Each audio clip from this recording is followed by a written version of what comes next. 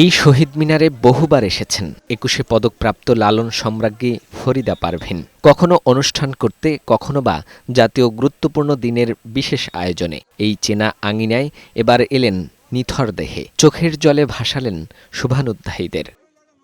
শ্রদ্ধা নিবেদনের জন্য মরদেহ রাখা হয় কেন্দ্রীয় শহীদ মিনারে। প্রিয় শিল্পীর বিদায়ে প্রকৃতিও যেন কাঁদছে। মুষলধারে বৃষ্টি মাথায় নিয়ে প্রিয় শিল্পীকে শেষবারের মতো শ্রদ্ধা জানাতে কেন্দ্রীয় শহীদ মিনারে ছুটে আসেন অগণিত মানুষ।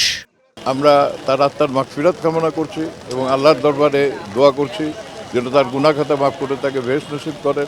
সাংস্কৃতিক কাজে আছে, তাদেরকে যাতে হাত না পাততে হয়, ওই চিন্তা আমাদের মাথার মধ্যে নিয়ে আমরা কাজ করছি ইনশাআল্লাহ। কিংবদন্তি এই শিল্পীর প্রতি শেষ শ্রদ্ধা জানান লালন শিল্পী, কলাকুশলী ও বন্ধু স্বজনরা। তারা বলেন, এই প্রয়াণ বড় শূন্যতা তৈরি করেছে। শিল্পী ফরিদা পারভীনের মায়াবী কণ্ঠ তাকে বাঁচিয়ে রাখবে অনন্তকাল।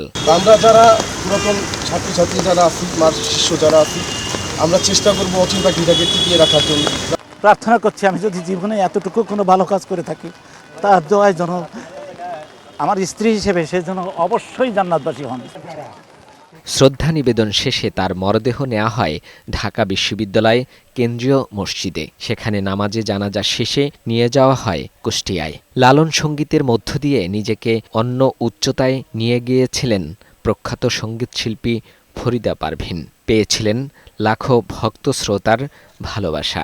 এই মানুষটার গান না শুনলে হয়তো আমি লালনের গানের জগতে আসতাম কিনা আমি জানি না। জন্ম নাটোরে হলেও এই শিল্পীর শৈশব কৈশোরের অনেকটা সময় কেটেছে কুষ্টিয়ায়। এছাড়াও লালনের গান করায় শিল্পীর অনেক স্মৃতি জড়িয়ে রয়েছে শহরটিতে, যেখানে যেতেন প্রাণ ভরে স্বস্তির সময় কাটাতেন।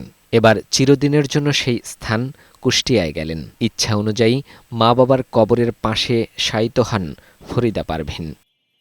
কিডনি সমস্যা ও ডায়াবেটিস সহ নানা শারীরিক জটিলতায় ভুগছিলেন তিনি। শনিবার রাত 10টা 15 রাজধানীর একটি হাসপাতালে মারা যান এই লালন সম্রাজ্ঞী। ফাহিম মুনায়েম, বৈশাখী সংবাদ, ঢাকা।